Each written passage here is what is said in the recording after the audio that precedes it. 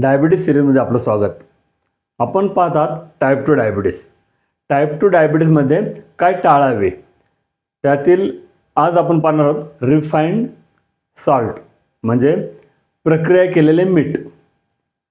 प्रक्रिया केलेले मीठ हे केमिकली प्रोसेस केलेले असते.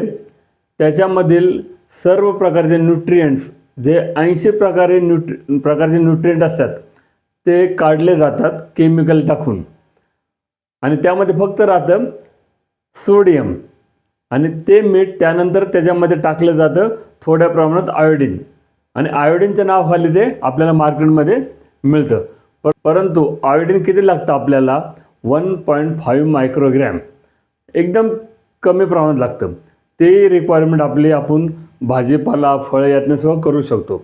परंतु त्याच्या नावाखाली आयोडीनच्या नावाखाली हे कसलंही न्यूट्रिएंट नसलेलं एकदम केमिकल असलेलं मीठ आपल्याला मार्केटमध्ये मिळतं. पांढऱ्या मिठामुळे बरेचसे प्रॉब्लेम तयार होतात. पांढऱ्या सोडियम क्लोराईड असल्यामुळं इन्सुलिन रेझिस्टन्स अजून ते वाढत होतं. इन्सुलिन व्यवस्थित काम करीत नाही. पोटॅशियम मॅग्नेशियम आणि आयोडीन नसल्यामुळं इलेक्ट्रोलाइट इम्बॅलन्स होतं.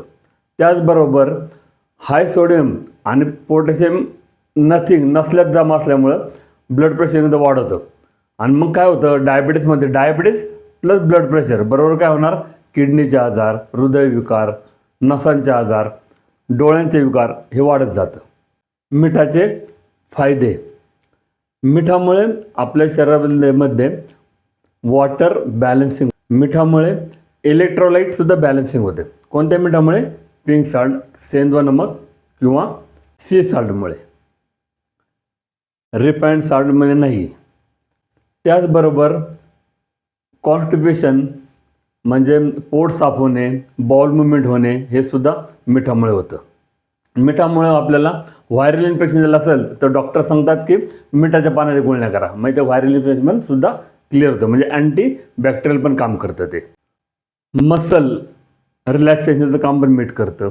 नर्व्स रिलॅक्सेशनचं काम पण मीठ करतं. जर पाय दुखत असेल, पायाला गोळे आले, मिठाच्या पाण्यात पाय ठेवले तर रिलॅक्स होतात नसा.